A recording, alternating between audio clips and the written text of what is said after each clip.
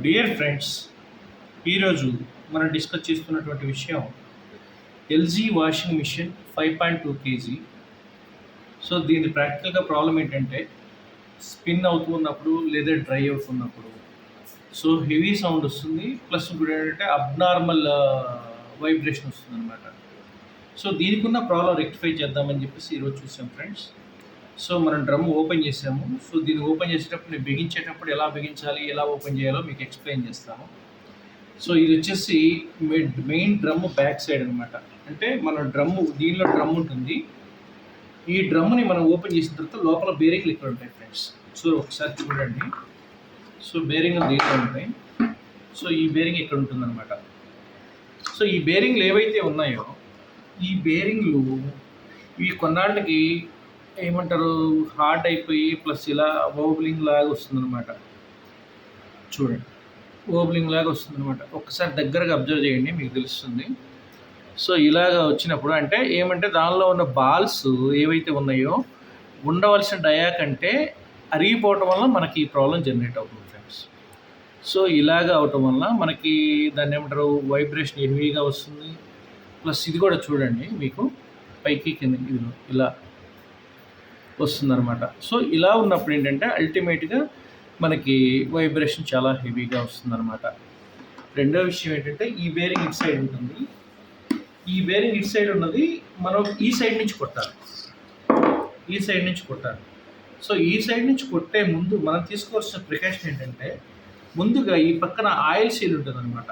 ఈ oil seal ఏదైతే ఉందో ఈ ఆయిల్ సీల్ నేను తీసాను. బట్ ఏమంటే మీరు స్క్రూ డ్రైవర్ పెట్టి ఇలాగ తీసుకోవాలి.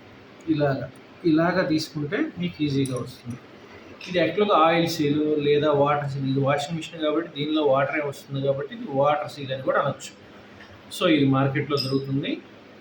ఇది ఎప్పుడు కూడా ఈ వాటర్ సీల్ ఎప్పుడైతే పోయిందో ఈ సీల్ పోయినప్పుడు మాత్రమే మనకు బేరింగ్లోకి వాటర్ వెళ్ళి సాల్టీ వాటర్ కూడా దానిలోకి వెళ్ళి అప్పుడు మనకి ఈ ప్రాబ్లం వస్తుందన్నమాట. ఇది బాల్ సరిగిపోవడం అలాగనమాట. సో ఈ ఆయిల్ సీల్ తీసి పక్కన పెట్టాను.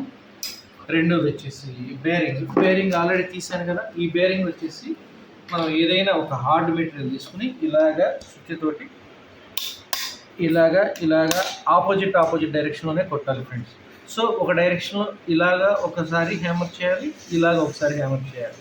సో అలా చేయటం వల్ల మీకు ఏమవుతుందంటే యూనిక్గా ఇప్పుడు ఈ ప్యారల్గా ఉన్నది ఏదైతే ఉందో ఇలాగ యూనిక్గా ఇలా వెళుతుంది అనమాట. లేదంటే ఒక్కసారి ప్యారల్గా కింద కొట్టాలి. ఇది బెస్ట్ మెథడ్ అనమాట. సో న్యాచురల్గా మనకు రెగ్యులర్గా ఇలాగా చేసినందువల్ల కూడా చాలా ఈజీగా వస్తుంది. సో ఈ కింద బేరింగ్ అయితే నేను ఓపెన్ చేశాను.